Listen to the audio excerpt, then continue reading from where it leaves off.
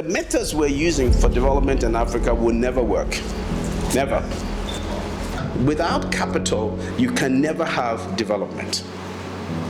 You must have it. There is absolutely no way around it. All right, thank you very much. To get started, I would read about the book as well as about the author to give us context as to first what the book is about that we're discussing this afternoon, as well as who the author is. First, the title of the book is The Living Secret, Endowment for Development in Nigeria, an Ogoni Experiment, a bold economic strategy to transform resource governance and economic development in Nigeria. And the author is none other than Professor Magnus Kpakol. Hidden Economics for Visible Local and National Transformation. Why do so many resource-rich nations remain poor? This paradox haunts debate in Africa and beyond. Countries endowed with oil, gas, minerals, and fertile land continue to struggle with poverty and underdevelopment. The Living Secret argues that the solution lies not in foreign aid or distant miracles, but within communities themselves, within their people and their natural endowments. The secret is alive, dynamic, and self-renewing. It is the living secret when communities are given full ownership of their resources. They can turn poverty into prosperity. At the heart of this vision is the full local ownership flow model, a framework to be tested in Ogoni. This model is not a call to agitation, but a peaceful idea that could resolve long-standing tensions between central governments and marginalized communities. Development, the book insists, is about access to capital, natural, human, financial, and physical. Africa's poverty is mostly due to a systematic denial of capital, beginning with natural endowments. Flow is based on a moral and economic imperative rooted in the timeless principle, love thy neighbor as thyself. Now to about the author. Professor Magnus Kpakol is a renowned international political economist, economic development consulting strategist, and public policy expert. He is the executive chairman of the Economic Growth and Development Center, Economic Center. At the Economic Center, he leads his total economic development training program and global study tours. He is also the chairman of the Economic and Business Strategists. Both organizations are based in Dallas, Texas, with the Africa offices in Abuja, Nigeria. Professor Kpakol served as Chief Economic Advisor to the President of Nigeria and as National Coordinator of the National Poverty Eradication Program, NAPEP. A passionate advocate for poverty eradication, inclusive growth, and sustainable development, Professor Kpakol combines decades as an economics professor with years of international economics, global business, and economic policy experience in the United States, Nigeria, and Canada. He holds a PhD in political economy from the University of Texas at Dallas, the United States of America. All right. Thank you once again, Prof. Thank you so very much. Now, this book, The Living Secret, we would start by having you read a portion of it for the sake of our audience, most of whom have not read the book yet. All right, but before we do so, I would like to ask you one question. After the reading, we would then delve into the questioning proper. I'd like to start with the origin question. What problem did you see in Nigeria, and maybe by extension beyond Nigeria, that necessitated your writing this book? So, and by extension, that question is asking what the central message and the premise of the book is. Yeah.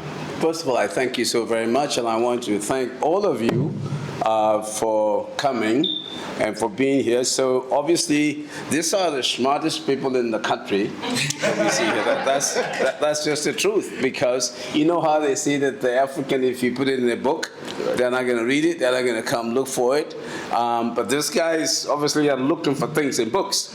So I'm very honored, I'm highly honored to see you guys and to have you to be a part of this. So I thank you so very much for coming. Do you want a short answer or a long answer?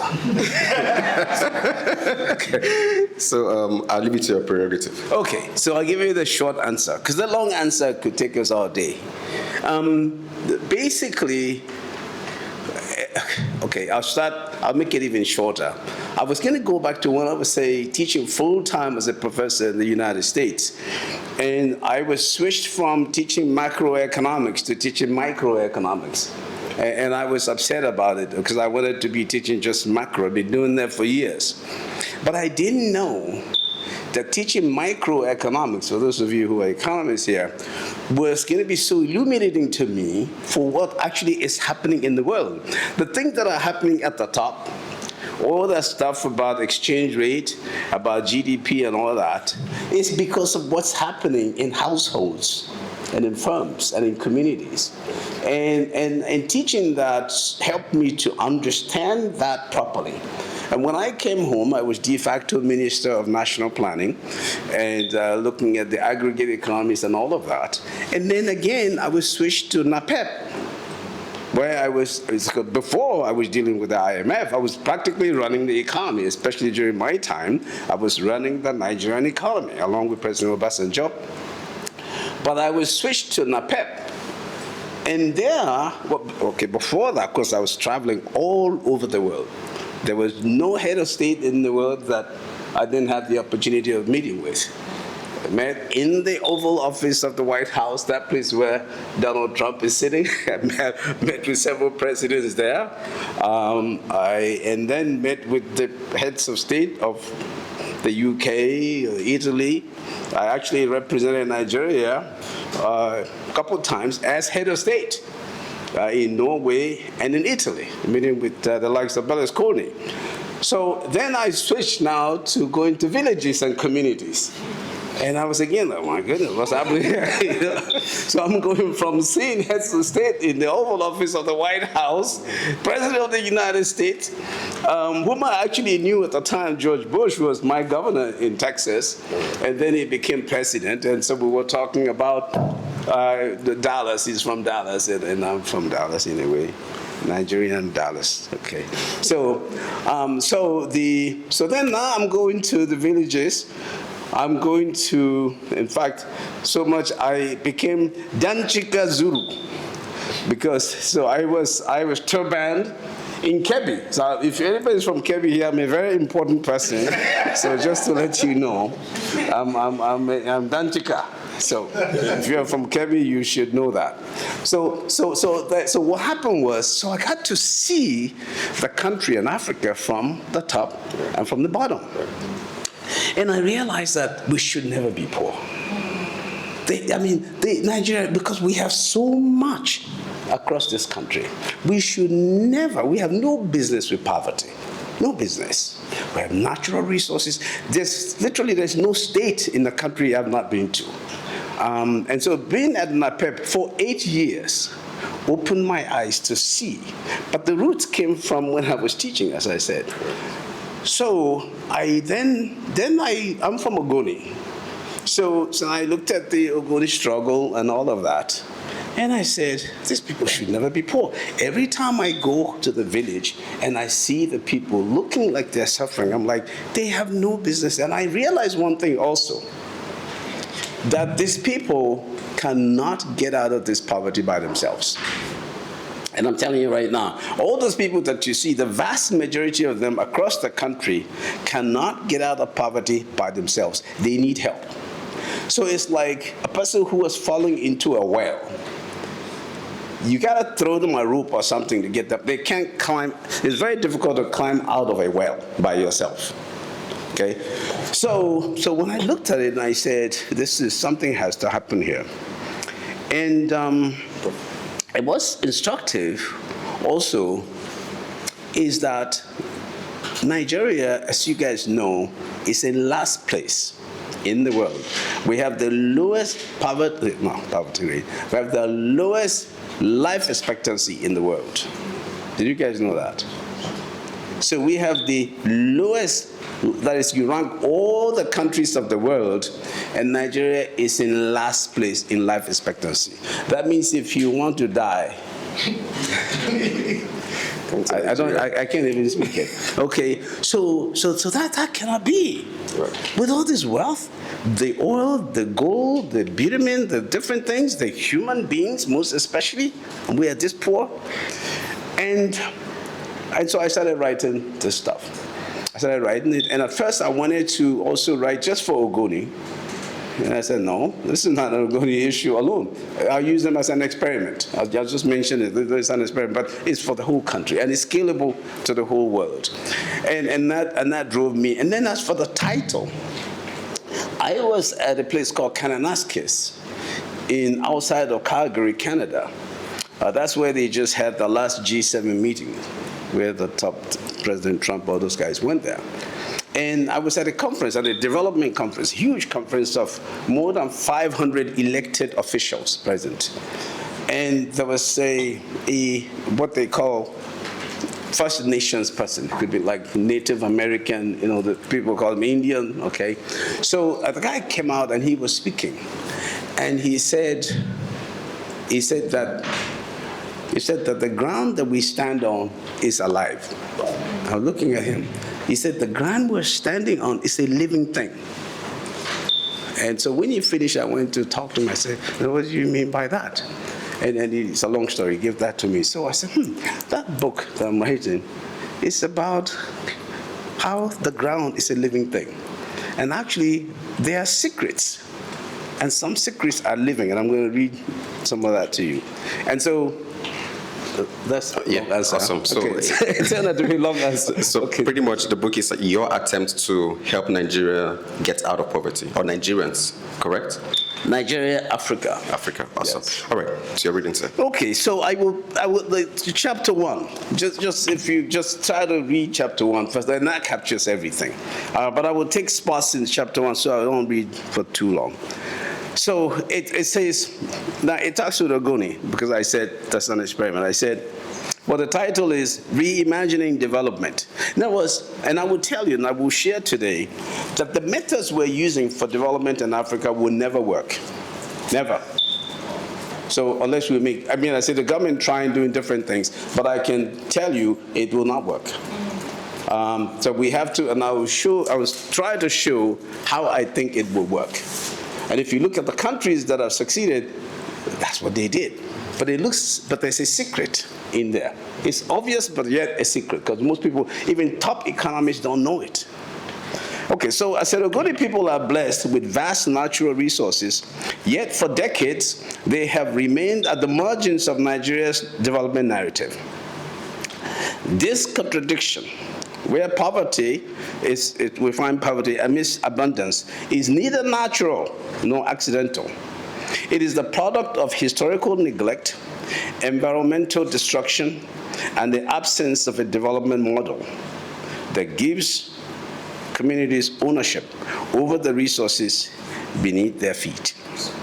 Okay, so I'm going to jump because it's kind of long here. And I said, there's something that I call, I said the model that I'm going to discuss here today identifies a major reason many communities around the world have been needlessly chained in poverty. The people are literally chained in poverty. Nobody just gets into poverty. Have you seen somebody say, let me go and become poor? There's nobody that does that. So the reason they are poor must be because they are in prison. Most people that are in prison, I know, have not just walked into, is there a prison here that I can go to?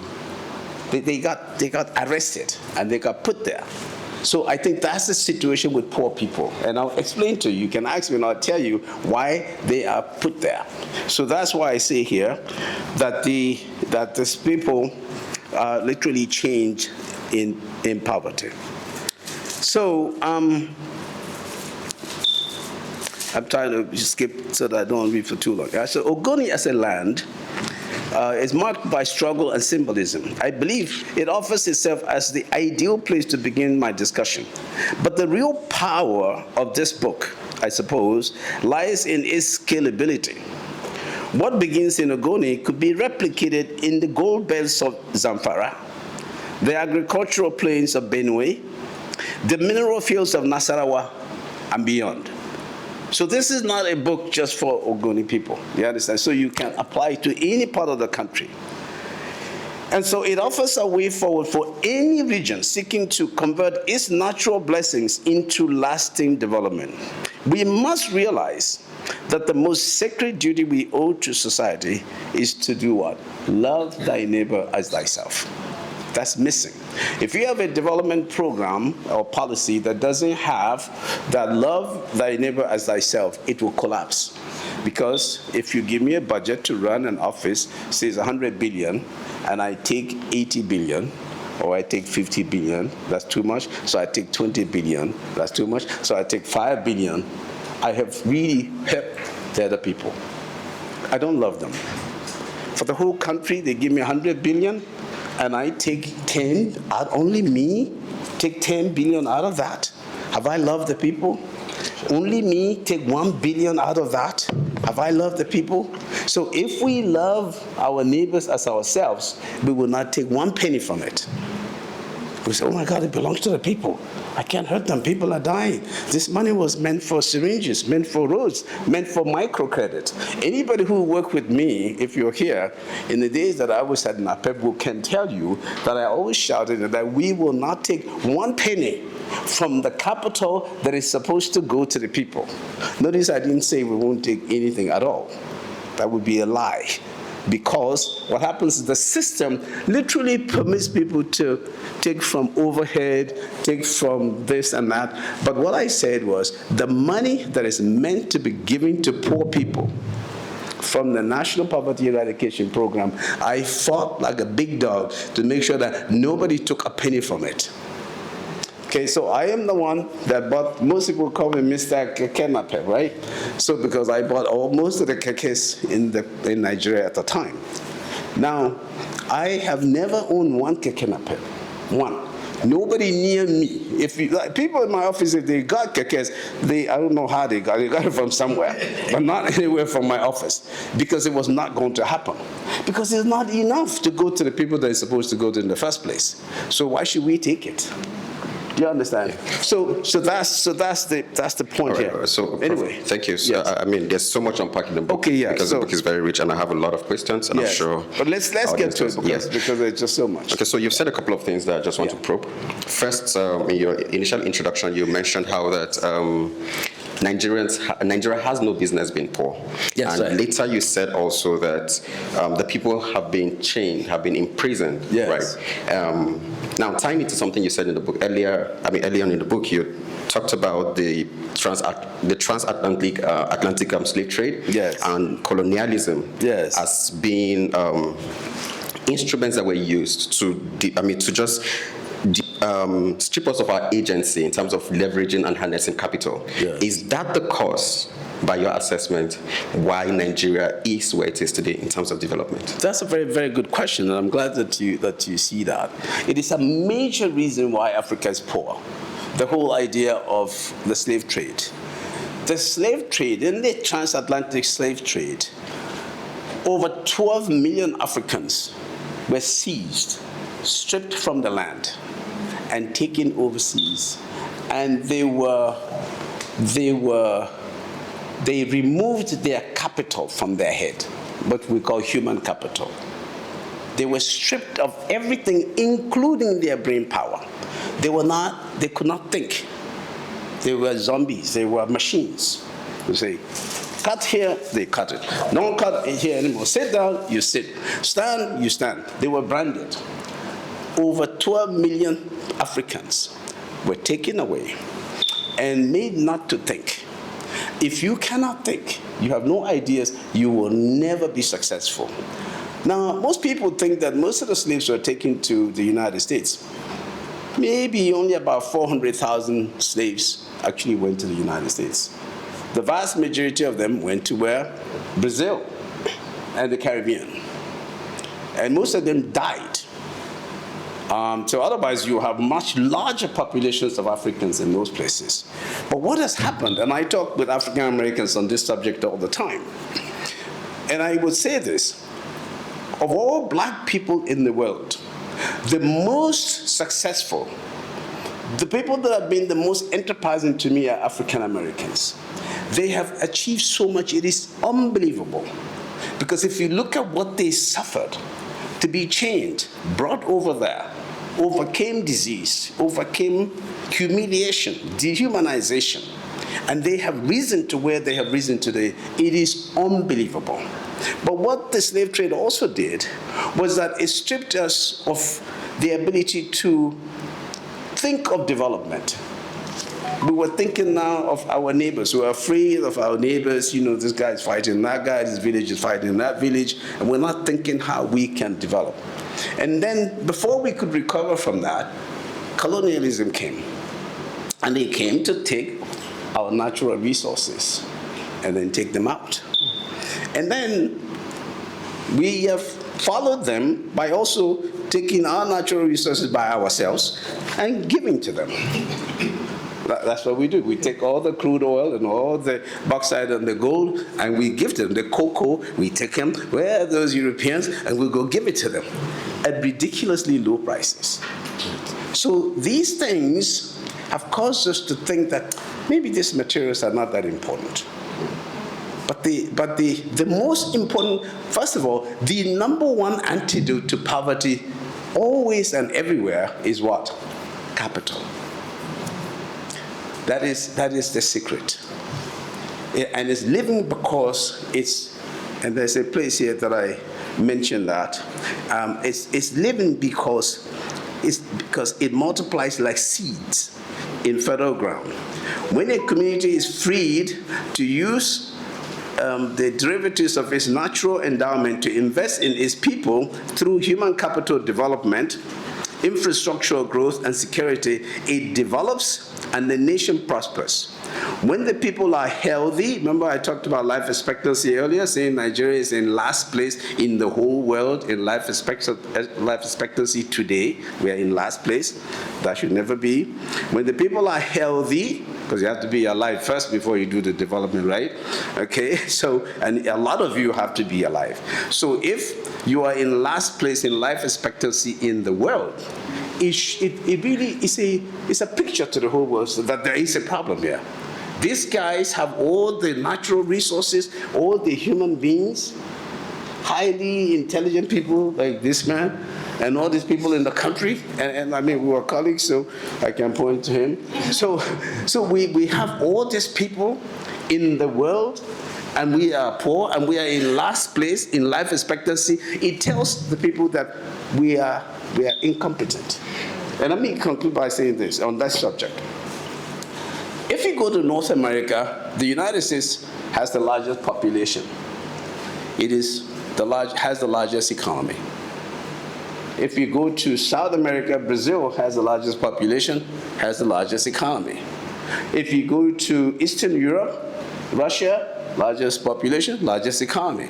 If you go to Western Europe, Germany, largest population, largest economy. If you go to South Asia, India, largest population, largest economy. You go to Asia, China, largest population, largest economy. If you come to Africa, okay, sorry. All right, thank you, Prof.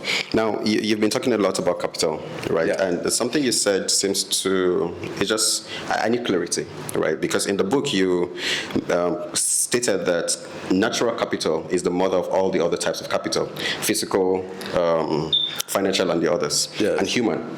But in your statement a moment ago, you mentioned human capital being the major thing that was stripped from Africans when they were shipped to those Western countries. Yeah. Now, which is it?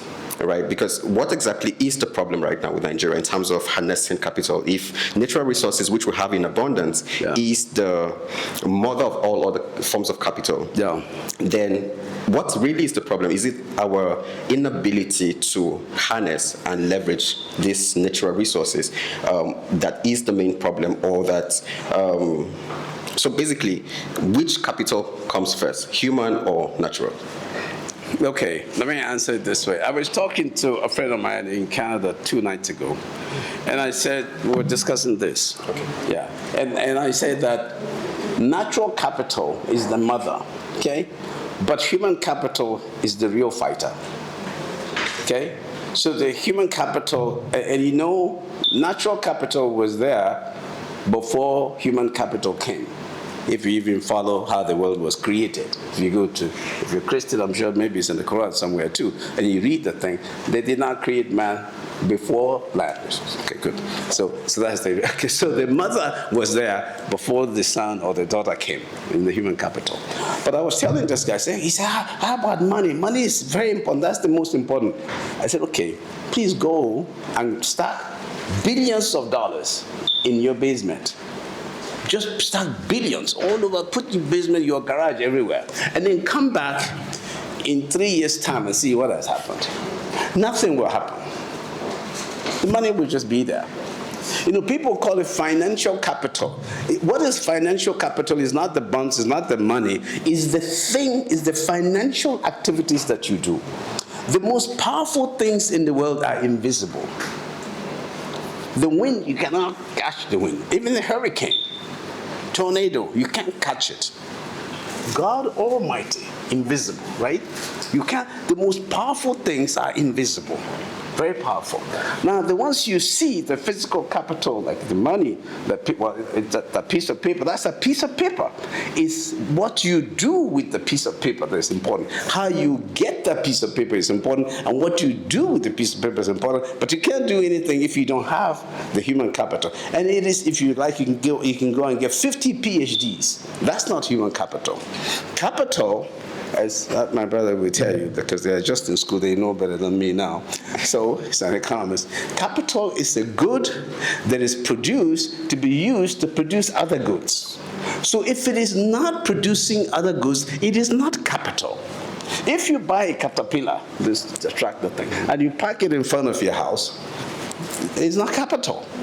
Why? It is not doing anything. So human capital is the one that works over time. That's the one that's working all the time. That's the one that tells you what to do with the natural capital. Awesome. The land, all the physical capital, all the other things. So the human capital is the most important, but the natural capital, and we'll discuss it here, is the mother of the human capital, only because it came before it. I see. Awesome. All right, so at this point, I think I would like us to start digging into the flow model itself. Yes. But before we do that, you have a whole chapter 9, dedicated to a principle that I find quite fascinating. You call it the economics of love thy neighbor as thyself. Yes. So, and you shared that is the basis of the flow model. That is the underlying principle. Yes. So can you talk to us about what this economics of love thy neighbor as thyself is, what it means, what it entails, and from there we dovetail into the model itself. The model itself, okay. I mentioned earlier that we cannot succeed in the economic development models that we have across the world today, especially across Africa, because we don't love our neighbors as ourselves. But the problem is, why should I do that?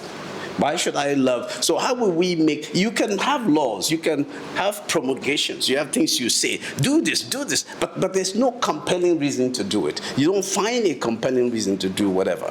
So why should I love you as myself? I have to see a reason to do that.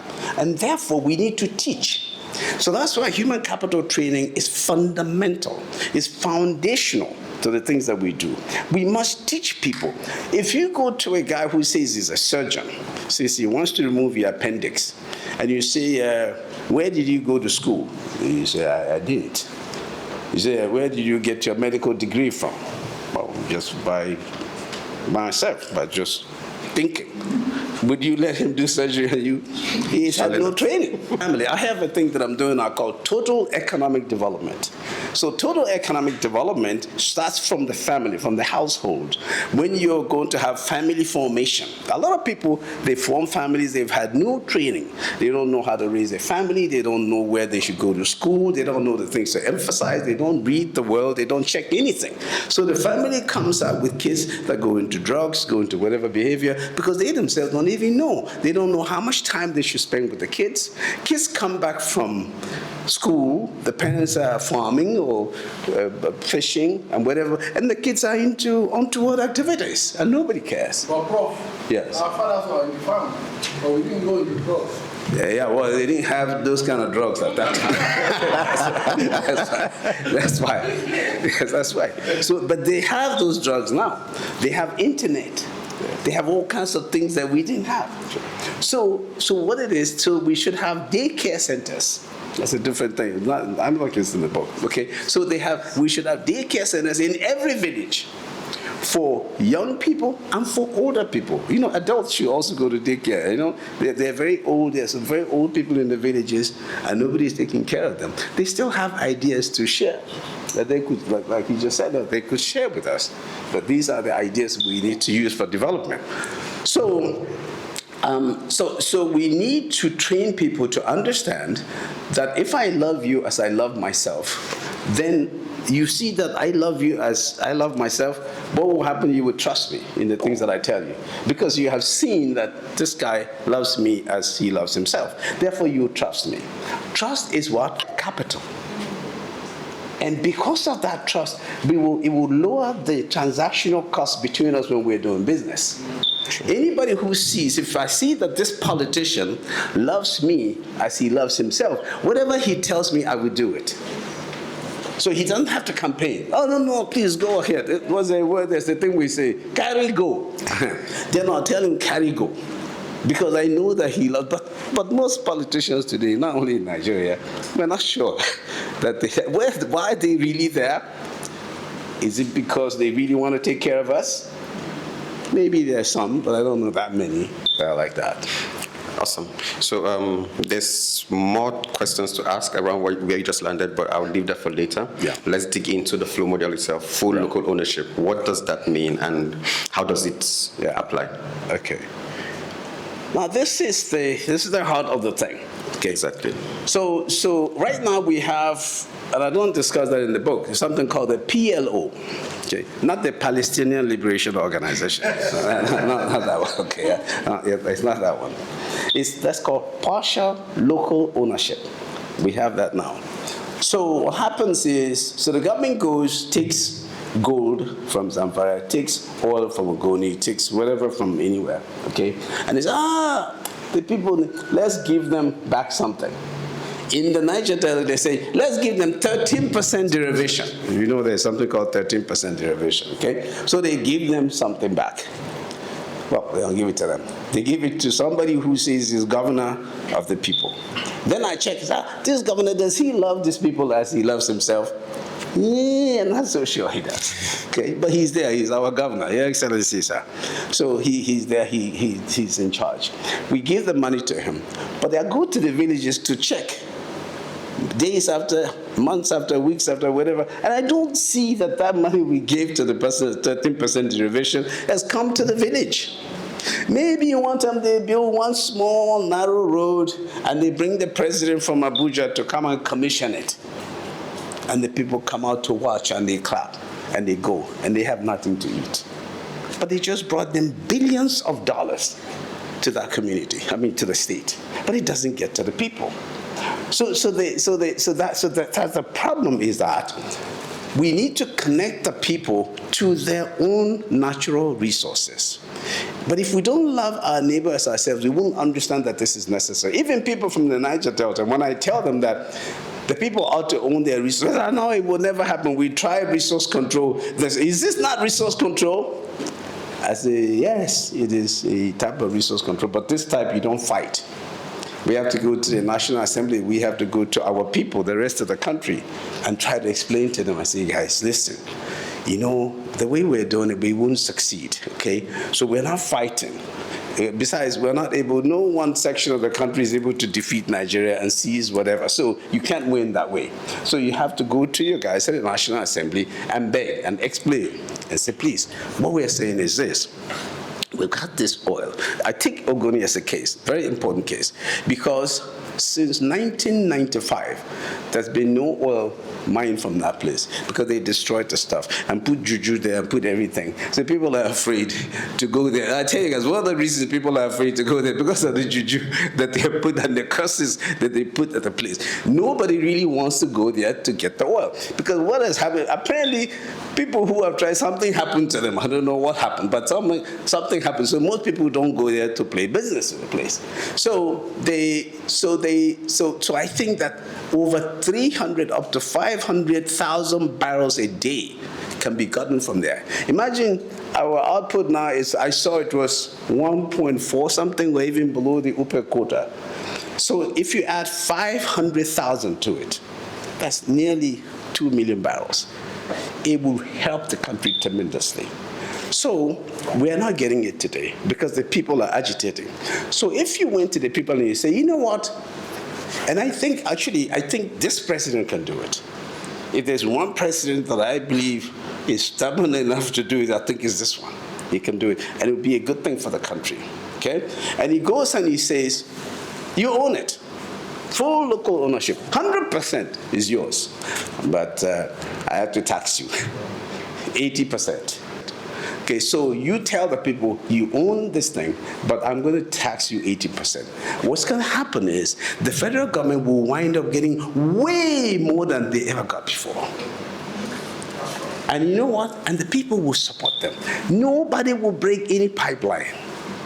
You understand? Because now they collectively own it. There's something called the tragedy of the commons. Sometimes they say everybody owns, therefore nobody owns it. But this one, the whole nation owns it, nobody owns it. But if these people own it themselves, the people of the place, you have property rights well assigned to them, they will jealously protect it. Nobody will cut pipelines, nobody will do bunkering. Nigeria will get the full amount of oil that it needs to get.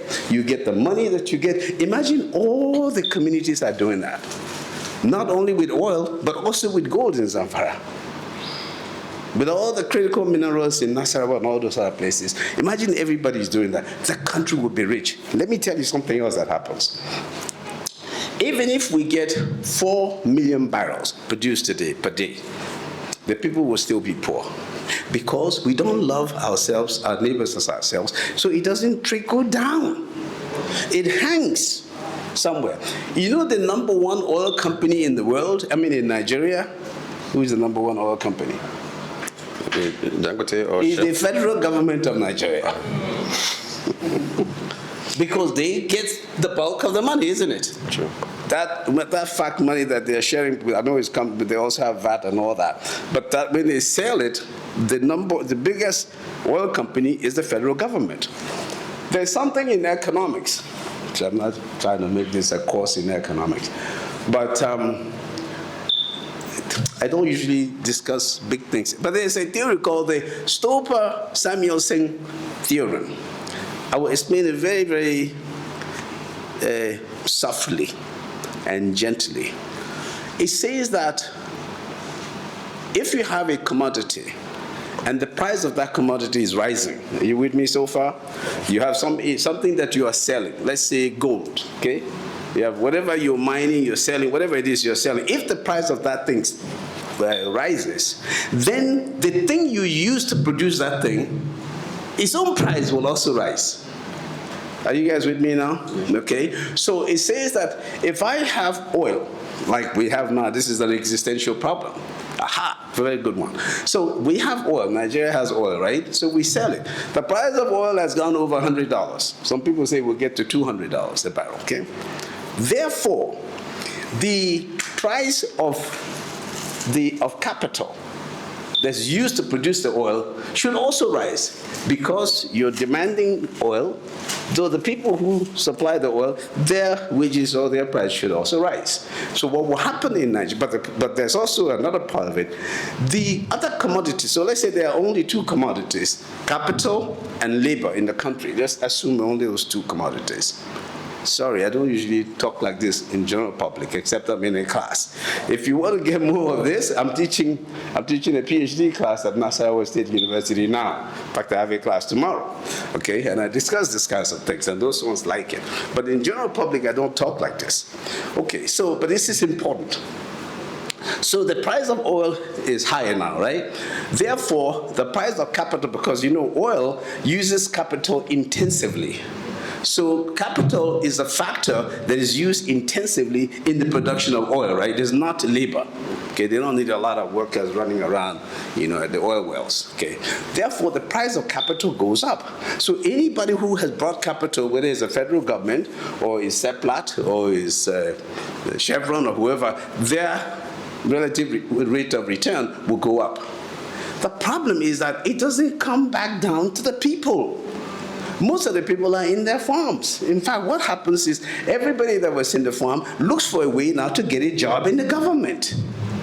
Because, oh my God, the government is making a lot of money. So everybody looks to be a PA to somebody. In fact, there's a PA to the PA of the PA, because that's where things are happening. In fact, you're a fool if you don't go and look for somebody to be PA to. Okay, that's why you see everybody moving there. And then there's a ruling party, and the ruling party gets things. So me too, I would change from my party, I go to the ruling party. That's where things are happening.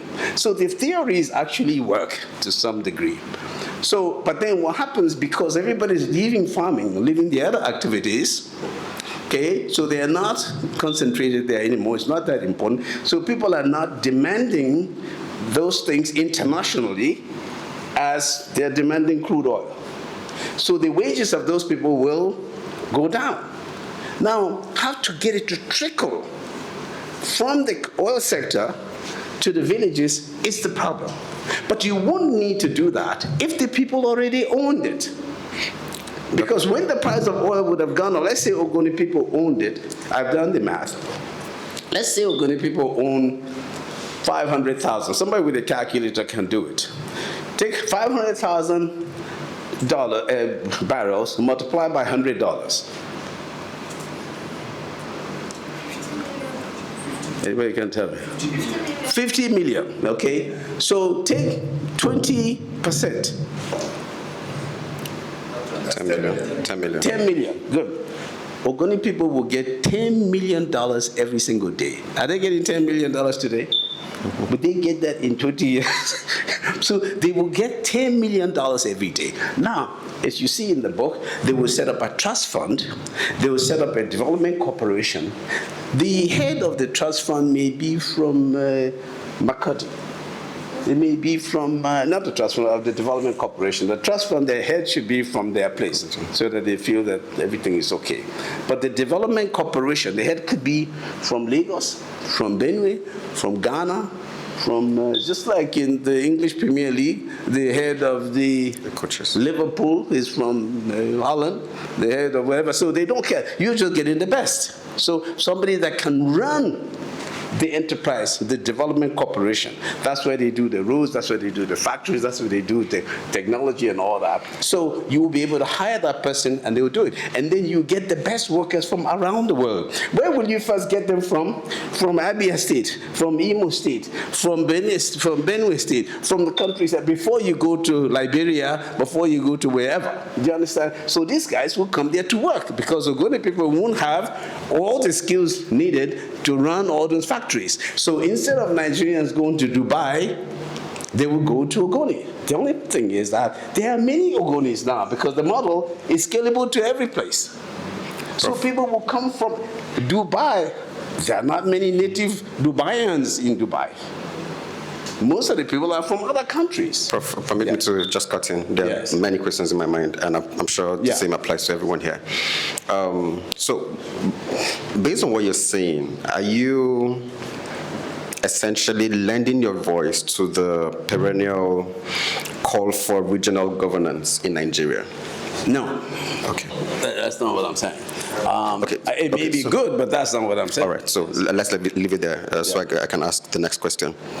Now, this model you're proposing, how will it play out in effect, practically, right? In terms of the investment to drill, you've mentioned that it's capital intensive, to drill the crude, process it and all of that, and sell and go to market. Is it the Ogoni people or the community themselves that should source for investors to do this, or government and all of that can do, and there's a system such that the 20% you're proposing comes back to them? That's question one. So let me just tie them together. Next question is, where's the place of the state government in this model? What will the state get? How will it interact with the community? And thirdly, permit me. So I want to quickly pass on the mic. Thirdly now, this development corporation, what will be its work once the model is in effect? All right. So first of all, Ogoni people, let's say these are Ogoni people here. This is Ogoni land here. So we've got, the government has called, President Tinubu has come and said, I give you full local ownership over this library. Okay? but we don't know how to run a library. Okay, so what would we do? We would go and look for people who know how to run a library. Do you understand? That's what we would do. So because we don't know how to run a library, we will fail.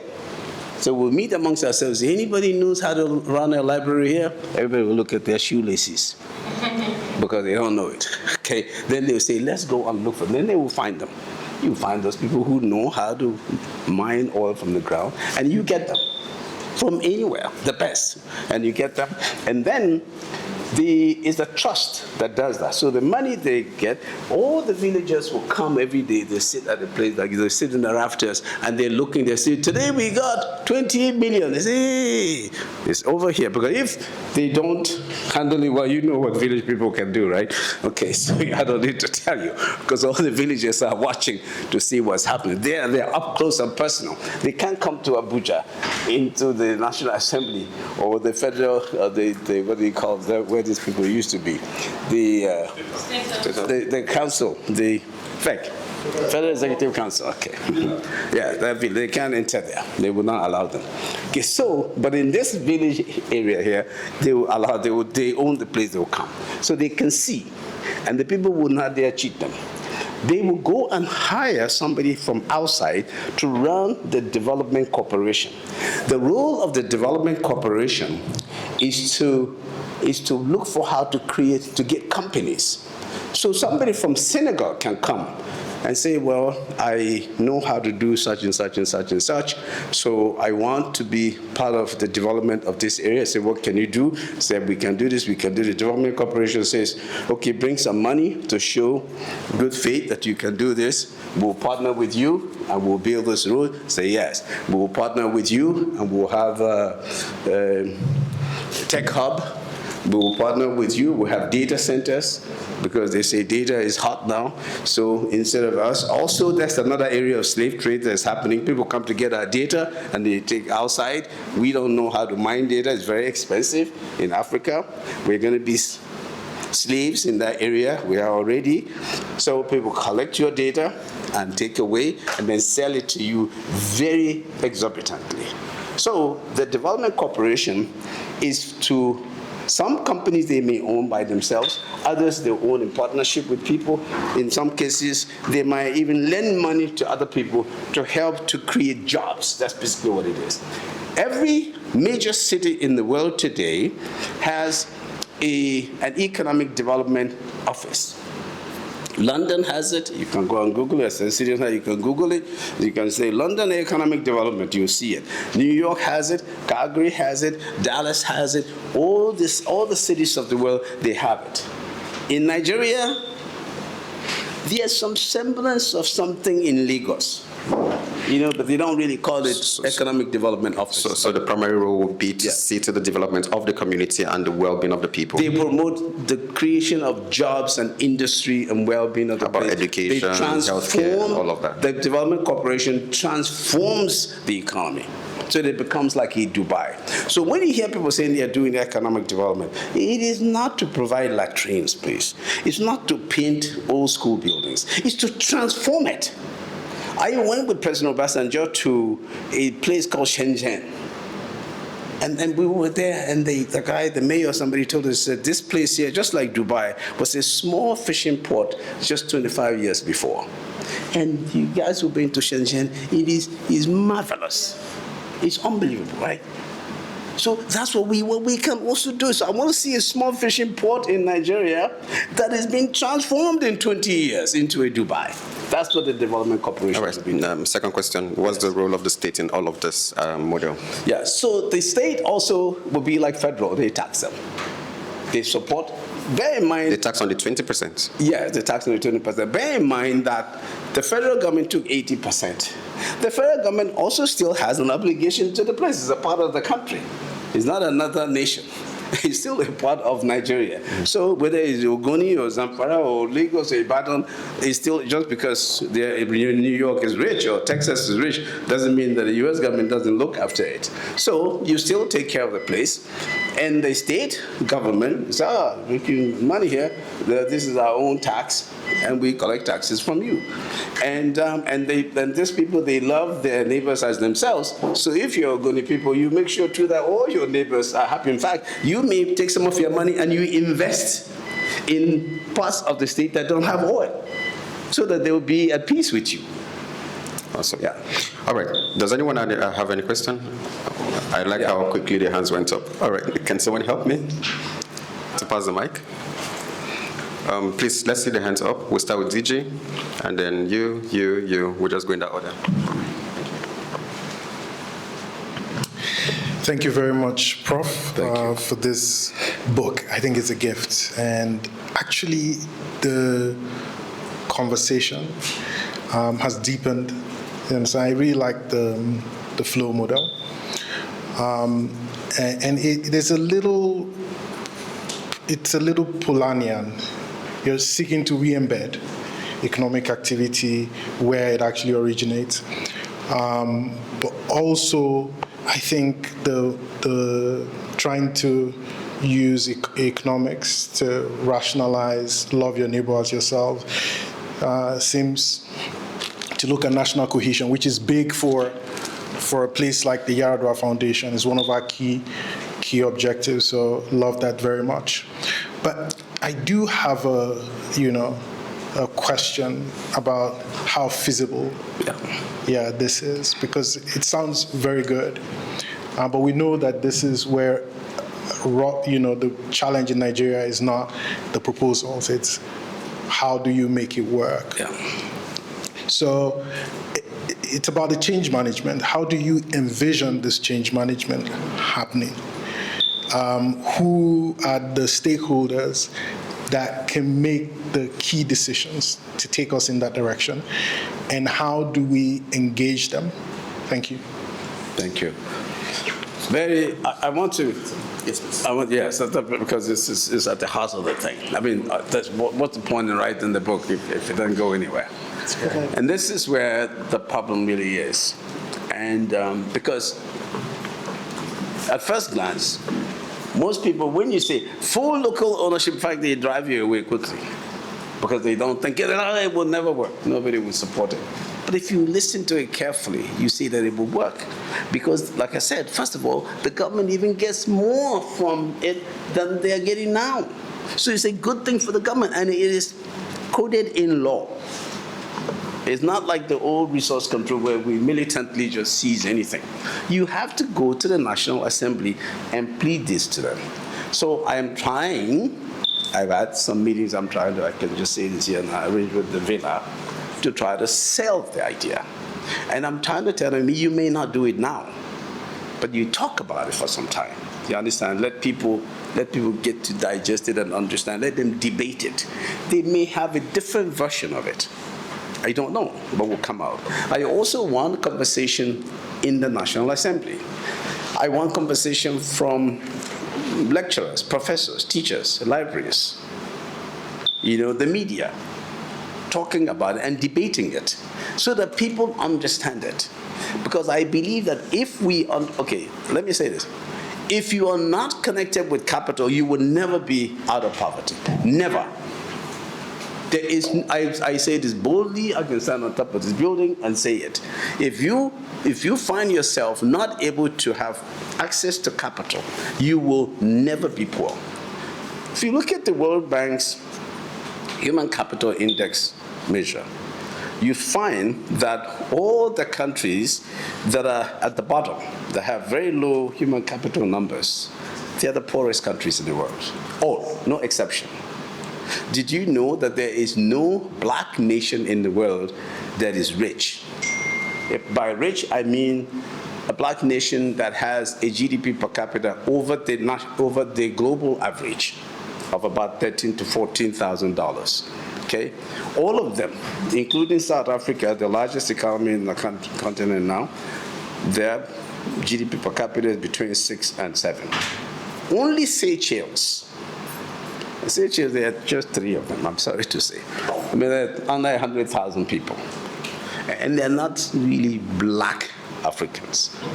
I mean, in reality, okay. So there is none. Now, it is not the blackness that's the problem. The problem is our ability to love our neighbors ourselves. It's our culture. It's our way of doing things from before, maybe alienation because of the slave trade and colonialism and all that, suspicion. So if we can remove the scales of suspicion and alienation, and we can come together to say, hey, we need to do something here. Because as you all know, all of you have traveled around the world. And I hate for this to be for the world to see, but it's true, so I can say it. There is no other group that thinks that they are not superior to the black man. There's none. Every group, I don't want to name the groups, every group thinks that they are better. Why? You know what the reason is? Because somebody said that the African hadn't built one boat that is seaworthy. Okay, so that's the problem. So they want to see, what have you done? So you have to produce. So there's a difference between productivity and productiveness. Productiveness is about human capital development, human capital. So productiveness has to do with the ability and the desire to produce goods and services that the people of the world want. That's what human capital is. So human capital development is about building the stock of capital being the knowledge, whether it be from education, formal education, or on-the-job training, or experiential knowledge as you go around like I'm learning right now, and from your health and your wellness, in addition to your behavioral, attitudinal, and emotional skills needed to produce the goods and services that the people of the world want. That's what human capital is. So that stock of knowledge, whether it be whatever, and wellness and the skills to do that, that's what human capital is. That's what we need to develop. When we develop that, then we have productiveness. We'll be able to produce the goods and services that people want. Then the whole world will respect us. Prof, just imagine Yes. that I am a traditional leader. Yes. Or a state house assembly person. Yes. Or a federal senator or house of rep person from Kano. How are you going to convince me to go along with this plan? So if I may add to that, I think that the core of his question is the practical application. Yes. So why should I support this? I mean, it's great for communities in the Niger Delta. They immediately, the numbers already work for them. But what is it that is convincing me as Someone who is not from the Niger Delta, but has political power to make or unmake this model? What brings me to the table? Yes. They incidentally. Can I even add on? Yeah, please. So I've not read the book. Okay. Looking at the Niger Delta scene, you see, what you are proposing, see how much different is it from the one that my late boss proposed on equity matrix? Yeah. So, okay. So what it is that this is not state-based. It's not. This is community-based. So small. This is based on small communities having control. So in River State, for example, you may have 50 communities that have control, not River State having control. In Canada, for example, the province of Alberta, I happen to spend some time there because I teach development, economic development with a group called Economic Developers Alberta. Matter of fact, we have an event early April. your microphone? Oh yeah, sorry. They want the recording of this. Yeah, okay, thank you. So there's a group called Economic Developers Alberta, and they've been in existence for over 50 years, teaching economic development to policymakers and leaders. And I wish we had people like that here that are highly respected, because then I will go and talk to them, and these people would be respected enough for the others to listen to them. But incidentally, what I have done is I go talk to regular people, and at first they drive me away.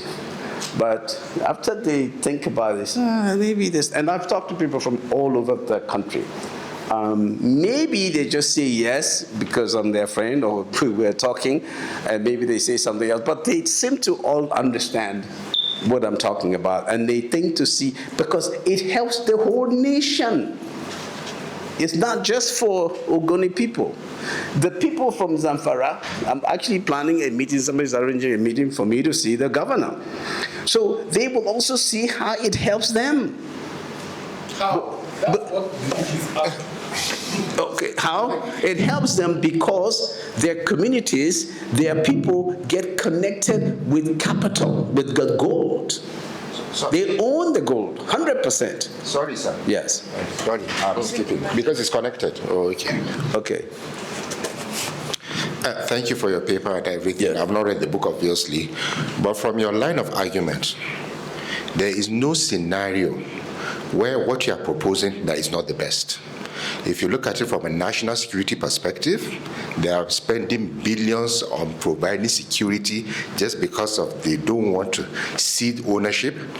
If they do the 80-20 or whatever tax fund, like how it works in the United States, it's all agreeable. This makes sense.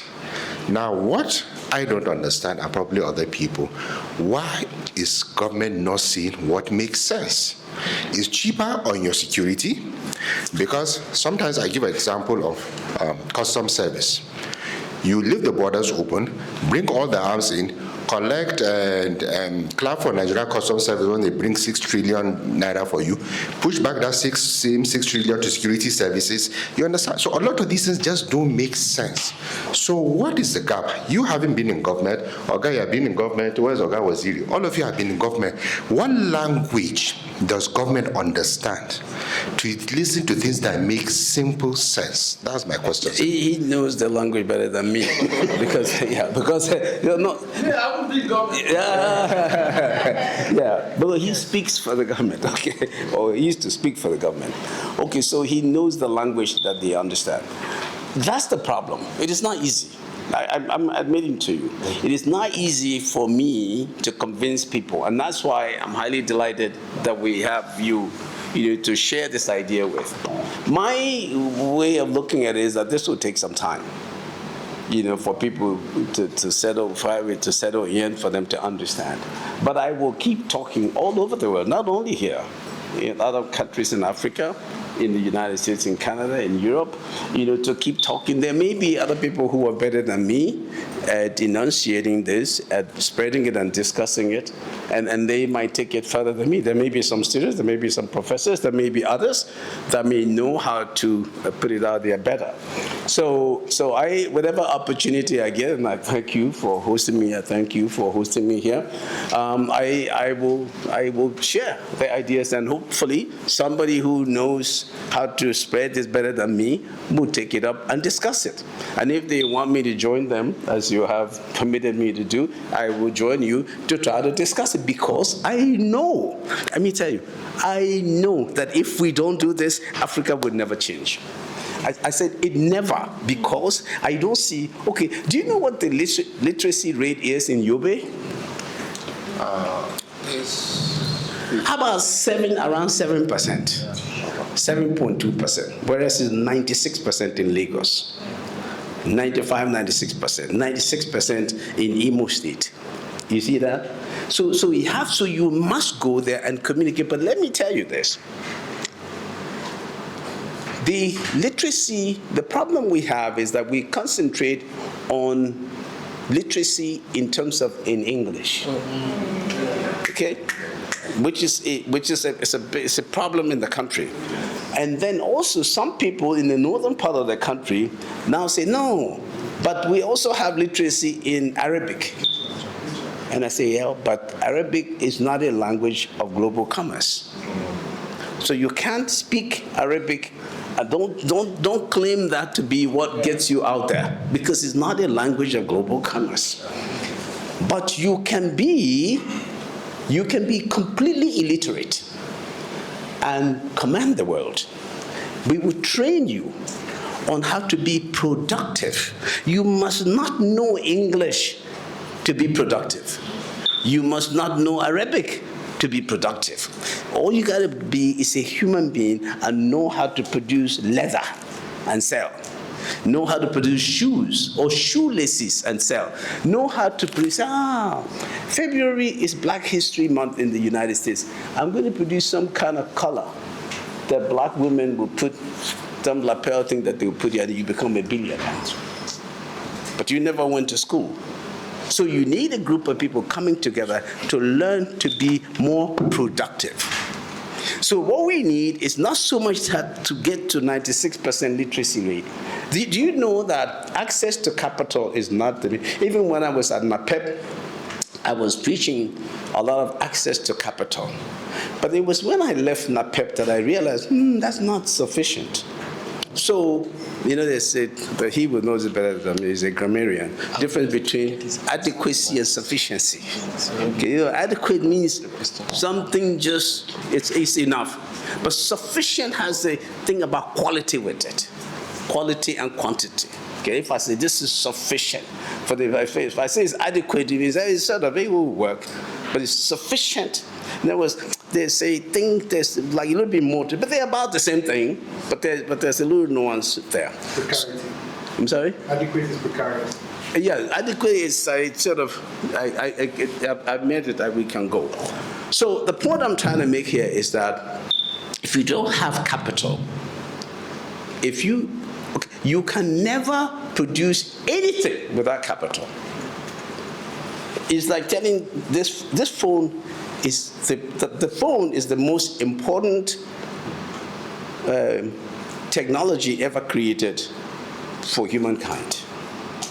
Is the capital that you cannot get from human capital is the human capital that tells me how to get the natural capital from the ground and convert it into something else.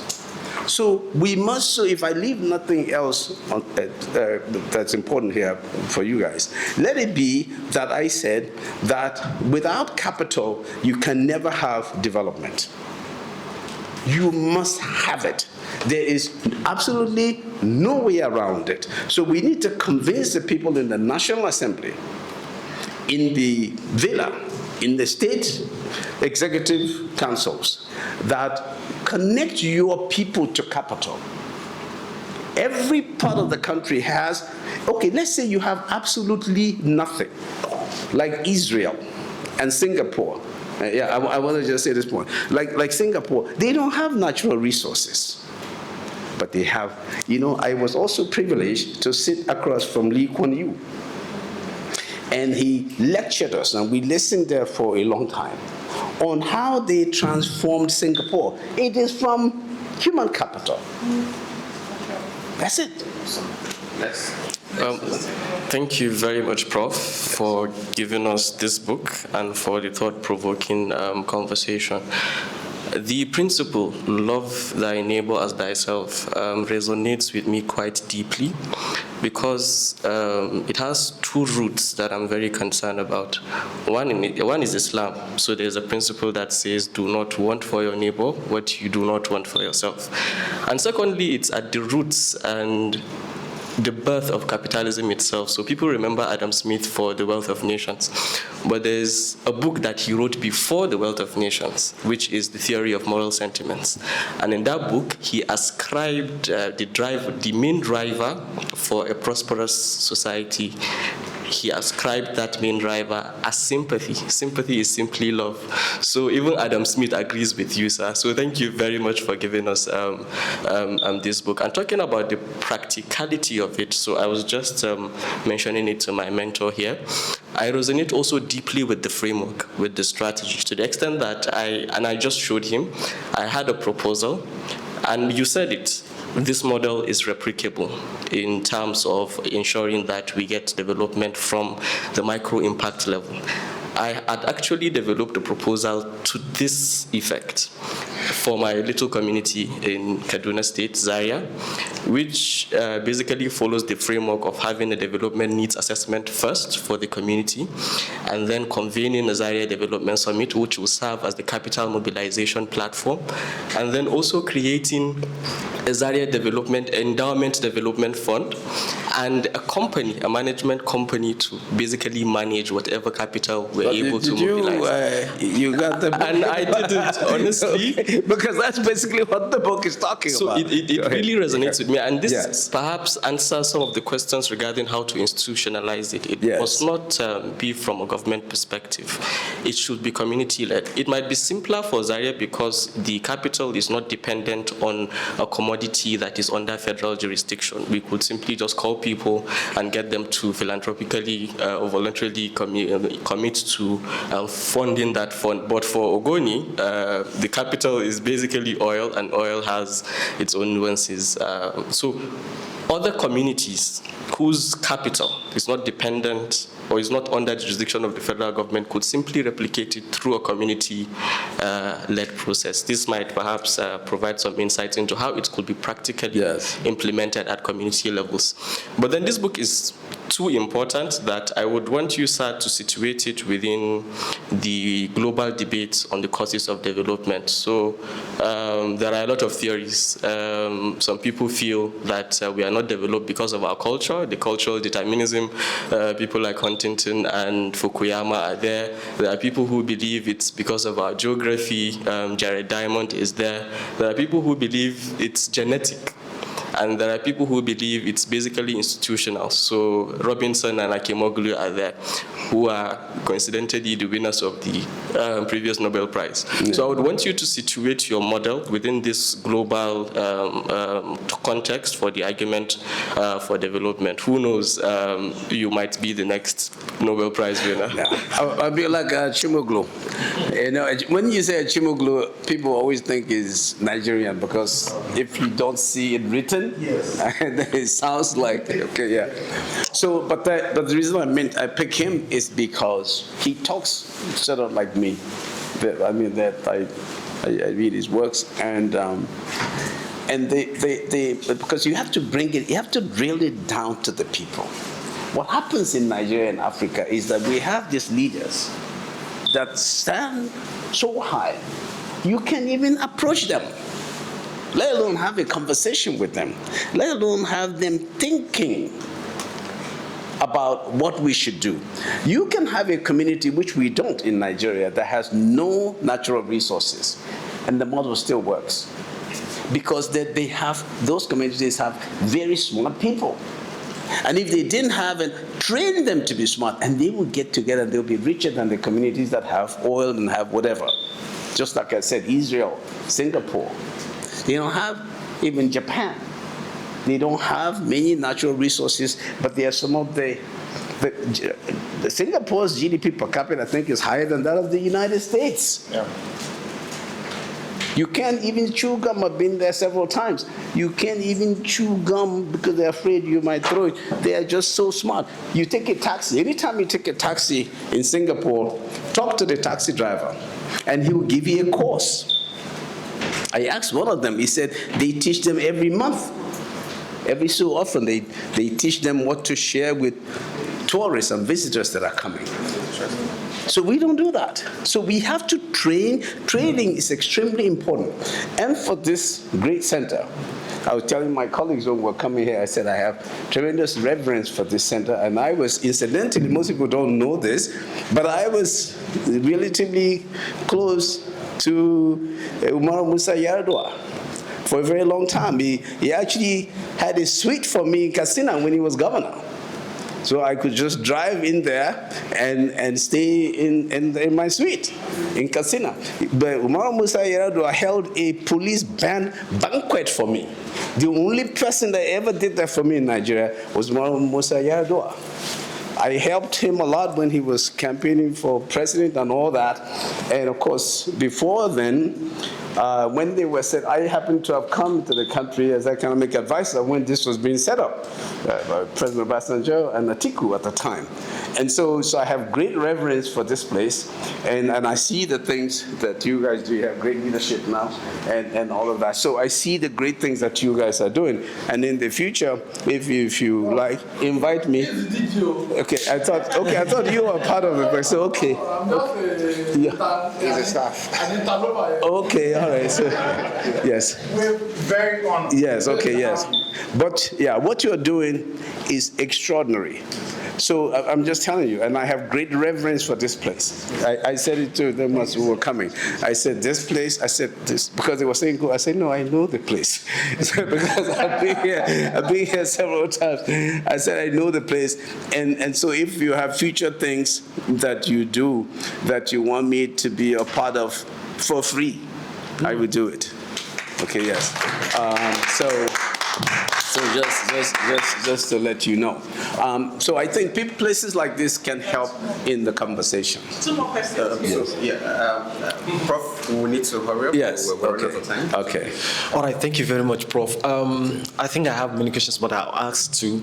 The first one is, I'm looking at the practicality of the flow model you are talking about. I haven't read the book yet, but coming from the deep north, Yes. I'm looking at the resources that we have over there. In terms of gold, gold is different from crude oil, as we know. In crude oil, you have the big companies to come and extract the oil. You have control over it. But when mining the gold, it's entirely different, unless you want to involve that. Then, how do you think this flow model can be applied in our own part? That's one. Two, that is A. B, I'm looking at the fact that probably people at the power will fight this because they will feel like the people at the villages are the ones that are going to take over the power. You know, when you go down to North, the power lies to the people that has the money. Yeah. And when you say people take over, I'm trying to connect the dot.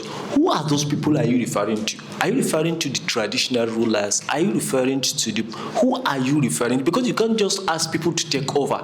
There must be some organized something. And how is it different from what Yar'Adua did? I know there is something like Niger Delta Development something. That's my first question. The second one is, I want to ask you about your experience at NAPEP. Yeah.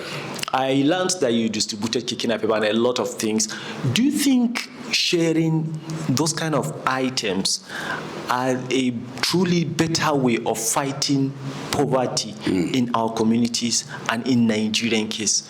Thank you very much, Prof. And by extension, this is the first time I'm meeting someone that had been to Oval Office, so I'm feeling like I've been there too. Thank you very much, sir. Thank you. Thank you so very much. Very, very good questions. I don't even know where to start. But let's start this way. In your community, as in any community, the flow model will work. And the way it works is that, it's described here how it actually works. Even though it's community-based, I give a lot of role to traditional rulers because I give roles to traditional rulers and elected officials. And one reason I did that is from my experience looking at Ogoni people. We have Mossop, we have Kagute, we have all kinds of organizations. We have people who want to look bigger than anybody else. But you have to give legitimacy to the thing. You have to have people who have traditional legitimacy. We have killed the role of our traditional rulers in Africa. Because the Western guys came and they thought that these are village people, but those village people know a lot of things. They have the history, they have institutional memory, they have whatever, they know how we've been doing things, and they know where we may have made mistakes, and they're ready to work. And today, most traditional rulers are highly educated. Okay, so I give a lot of role to them. They will call the elected officials, and they will sit down and they will set up a board, the trust fund. They set up a trust. And they would say, we want so many people from so many villages to be in the trust. And you can't fight it, you have to start from somewhere, right? Okay, and don't involve any government official in it. that is somebody from the state, because there will be politics in it. So get the traditional rulers.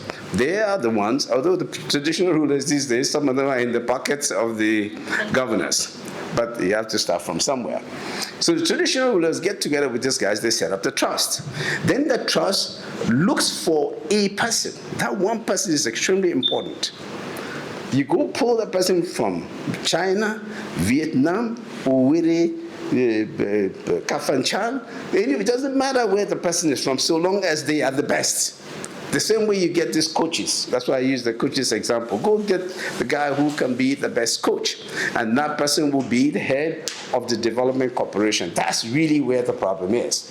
The guy who can run the development processes is the most important person in this arrangement. That person, because that person will set up his team or her team.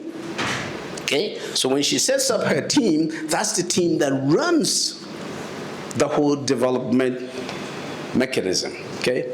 So it will work anywhere. You see, like with gold, for example, in Ghana, there's something they call galamsey. Okay, anybody heard of galamsey? Okay, So galamsey, yeah, that's where they are, yes. You know it comes from, you know where it comes from? Gather and sell. Okay, so from gather and sell, they call it galamsey. Now, the new president, Mahama, well, the new again president. Okay, so Mahama knows now a little bit better, and somebody's asked me to go and preach this model to Mahama. To tell him that, yes, he wants to put more beneficiation into the production of gold now, and so that they will mine it and do all of that within Ghana. But I think that he should give that gold, whatever those gold places are, or cocoa, to the communities. Let me tell you guys something. You see, right now, with you see Tampolo. Everybody knows Tampolo, right? Okay. He owns the Tantita. Now, there are some people fighting him and saying that they should distribute that to other communities. That why should Tampolo come from Delta and control things in Bayelsa and Rivers and Akwa Ibom? In fact, Akwa Ibom people say, because we are far away this way, we are still in the Niger Delta. And therefore, we should have our own person from Akwa Ibom be like Tampolo. Well, they are all wrong. What should happen is the communities should control their own pipelines, okay, based on the flow model. So if you're in Bayelsa or Delta or wherever, you control the pipelines in your area, then you can hire Tantita. You understand? If you think that Tantita is the best for providing security and controlling the pipelines, then you go hire Tantita. You don't care where Tantita is from. Tantita must not be from Ogoni. Do you understand? They must not be from Zamfara. So you go find the right person who can handle gold, and you say you bring that guy to come handle gold. But the community people own the gold.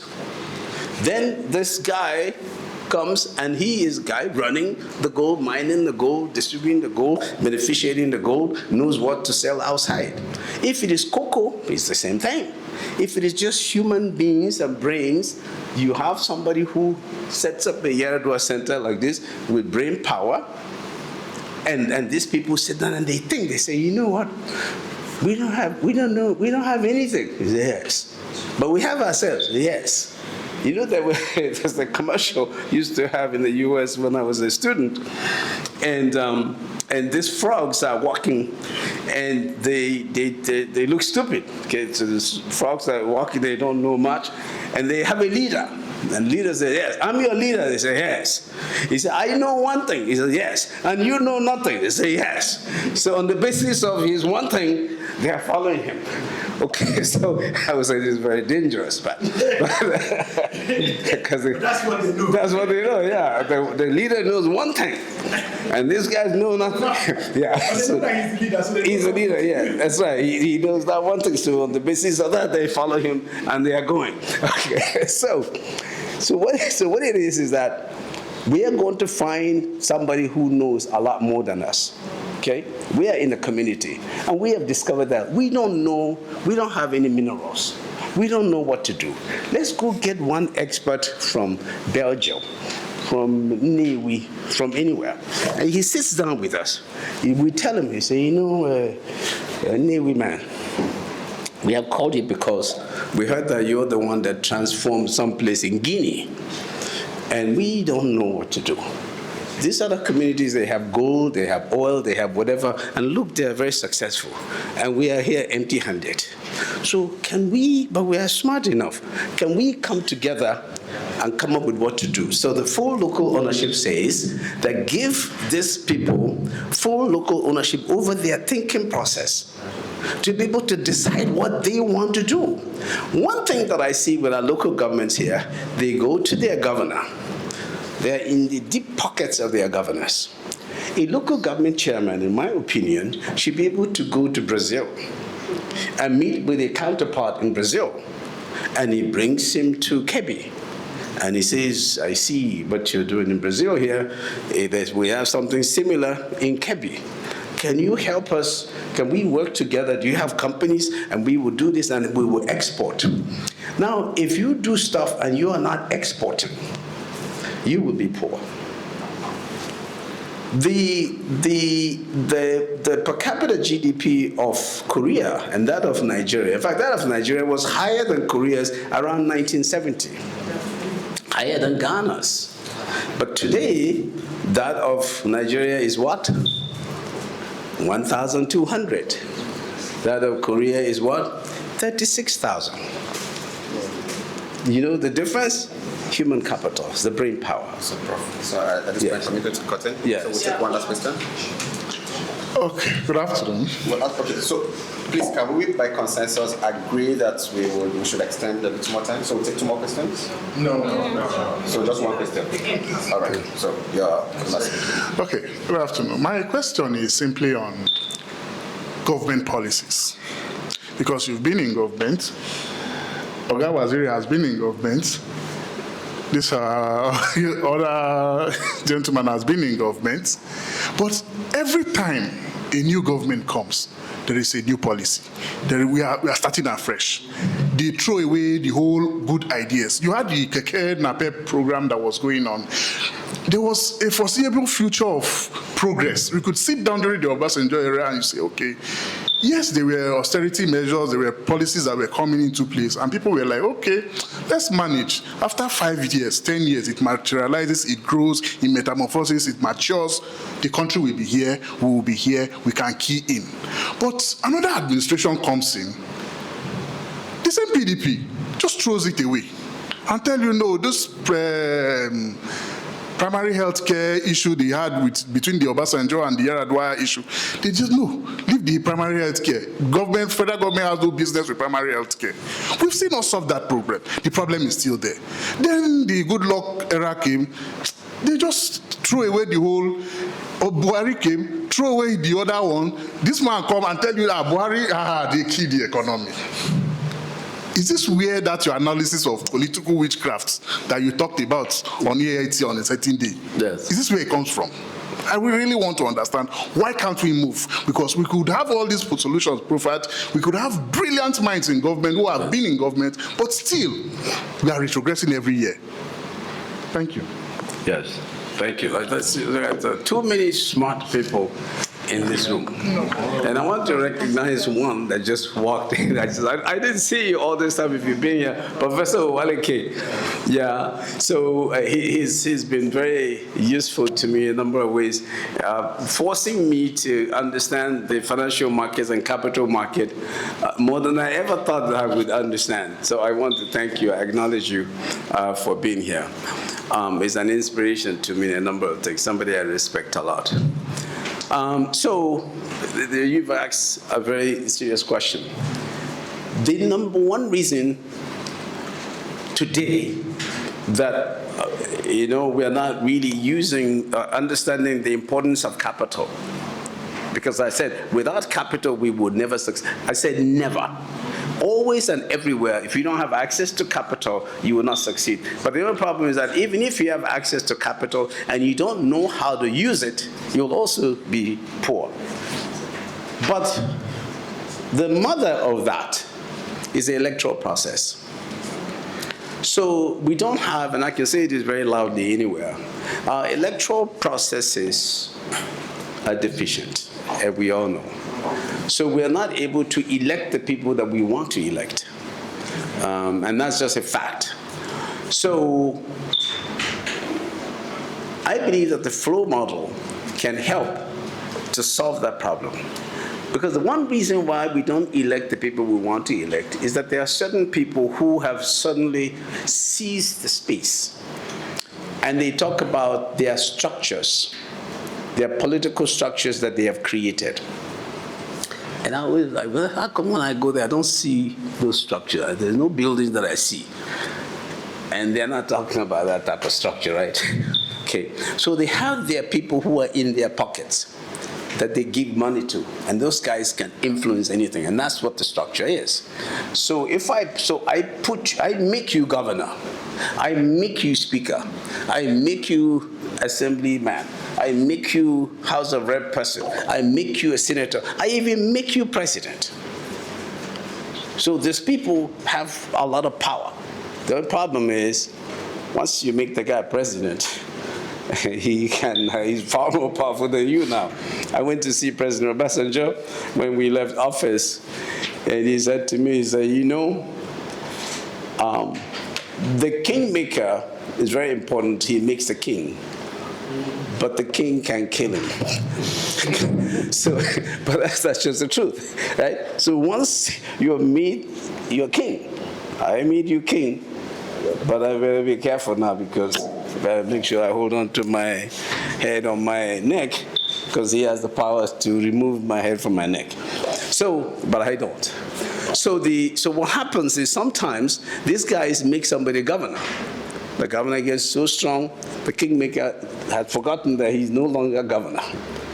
And then there's tension. And then the economy suffers. There's no development taking place because these guys are, how are they fighting? Not by physical blows, but by wasting resources. So that's what is happening. So, and that's happening all over the place. And then people go, there are no ideologies. There is no discerning difference between the APC and the PDP and the ADC or the SDP or the Labour Party. Anybody who can tell me the difference between these parties, come and tell me, please, because I can't see it. So, yes. Okay. So people, what did you say? Color of their logos. Okay, yes. Their brand colors. Yeah, their brand color. Yeah. But they can, so these people can just, people just move anywhere they think they can make money. That's it. So we don't have a system. But what this would do, if communities have control over their resources and they make their money, they will damn you when you come. And I say that in the book. Awesome. They will not. They will not listen to you, right. Because they will vote properly, and then our politicians will know how to campaign properly. They'll come there and they'll campaign and they'll tell you what they will do because you have control over their resource, over your resources. President Trump has his power is from the people. And he uses that to intimidate Republicans that don't fall in line, because he can go to the people and say, this guy is fighting that thing I said I would do for you. And they will remove that guy. So everybody says, I'm not going to fight. People say, how come Trump is so powerful? He is so powerful because he knows how to connect with the people who are independent and on their own. They receive not one dime from President Trump or anybody. So lastly, I want to say, because I see Professor Walike here, just 1 minute here. The thing I was talking about, capital, okay? That money itself, which this money that we are getting, because it's in line with this, money, piece of paper, he knows better than me, it's not capital, it's a piece of paper. So even when they say financial capital, in my own humble understanding, it is financial capital because of how I use it financially. Not because that piece of paper is capital. That piece of paper, as I said earlier, if you stack it in this room, put hundreds of trillions of dollars into Yar'Adua Centre, we walk away, come back in 5 years' time, it's still there. nothing will happen. In fact, the only problem might be fire hazard. In case the fire, it becomes fuel. But if we know how to use it, then that's the financial, that is how we're using it financially. That's how it becomes capital. Because capital is a good that's produced to be used to produce other goods. So if we can use our resources well, we will be so strong that all the politicians will come to us and say, please vote for me because this is what I can do. And if we make a mistake and we vote him in and he doesn't do that, we remove him.